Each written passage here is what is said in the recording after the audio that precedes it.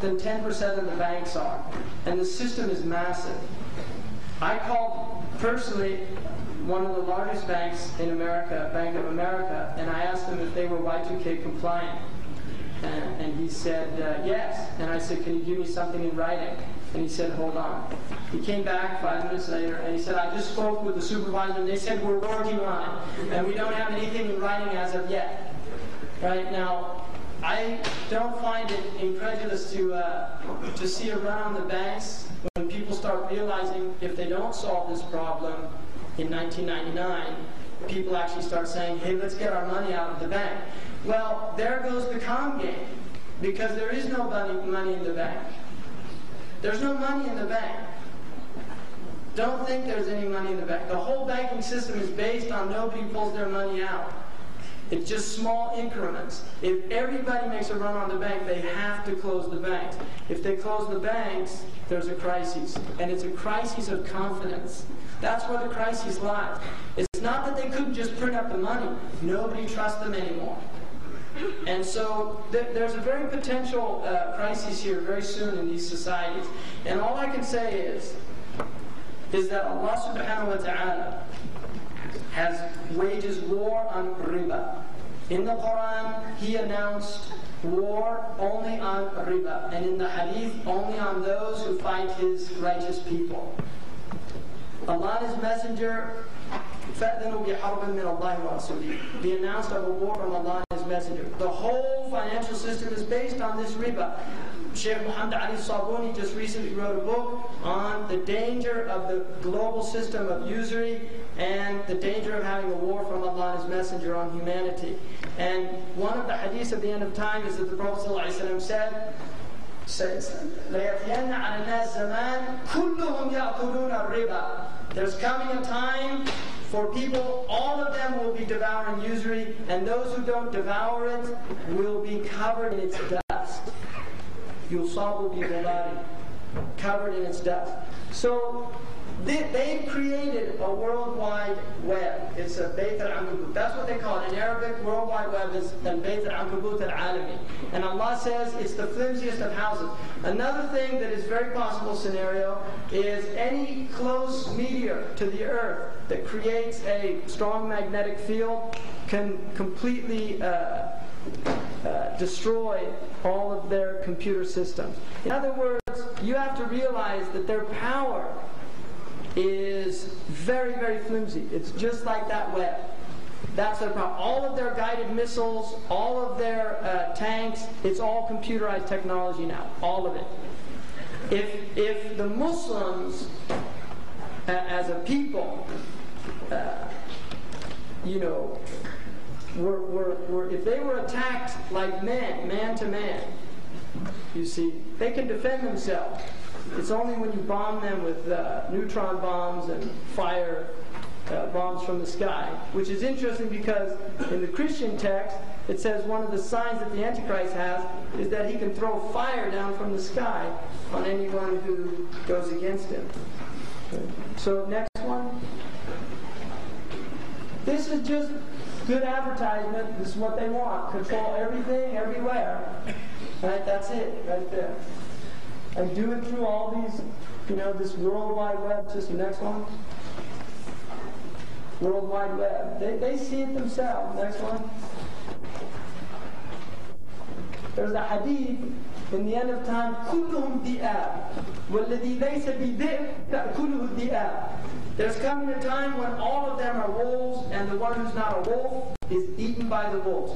And it's just interesting that this is an advertisement in which they're literally encouraging you to behave like a wolf, to make a killing in sales. And these are their metaphors. There's no shame. This is how you do trading. And if you study the trading of the Europeans and the Americans, they have always traded by imposing. You see, Commander Perry of the Americans opened up Japan and forced them to buy American goods. The Opium Wars from this country, they went with gunboats and forced the Chinese to buy their opium that they were producing. Forced them by gunboat. Gunboat diplomacy, this is how they do things. Next one. again, the signs, I'm not saying television is a Dajjal. I don't think it's the Dajjal, but it is a Dajjal. And it's a very brilliant one because, next one.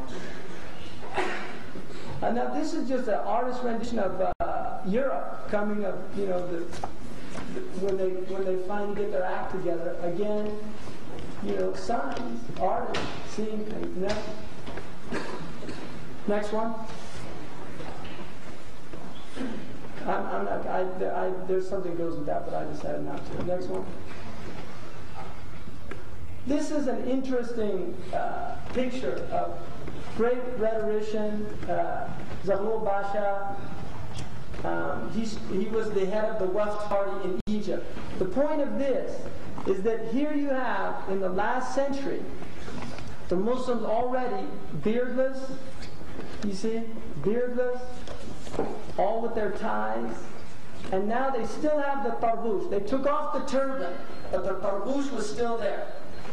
And this is what happened to the Ummah. The Prophet ﷺ said that تَبِعَنَّا سَنَنَ الَّذِينَ مِنْ قَبْلِكُمْ شِبْرًا بِشِبْرٍ ذِرَاعًا بِذِرَاعٍ حَتَّى لَوْ سَلَكُوا جَحْرَ ضَبٍّ لَسَلَكْتُمُوهُ.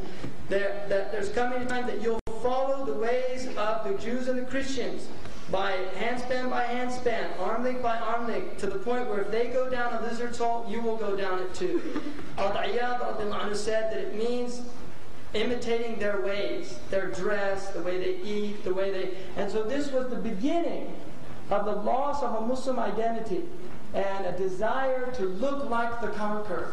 And this is something Albert Memmi in his book, The Colonizer and the Colonized, said, what happens to the colonized mentality is to be becomes to be like.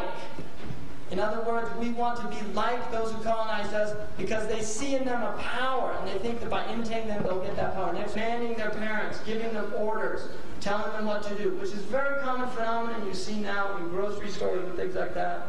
Children literally dictating to their parents things, and also just gross rebellion against the parents. But also it indicates, according to Ibn Rajab al-Hanbali, a gross disequilibrium in the societies. In other words, everything's turned upside down. The noble people become the low people become the high people. Everything is just disequilibrium.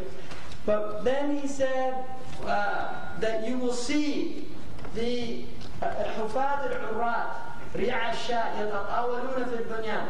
And in a riwayah, they asked him, who are these people? They're the naked, the destitute, the shepherds, and the camel herders will begin to build tall buildings. And they said, who were they? And he said, the Arabs. Now, this is Abu Dhabi in 1962. And this is the same exact location in 1970, this is 1966, and this is 1981. Same place. Now the point being, this was how Abu Dhabi was for centuries. And then suddenly, in our lifetime, you're seeing يَتَطَاوَلُونَ فِي الْبُنْيَانِ.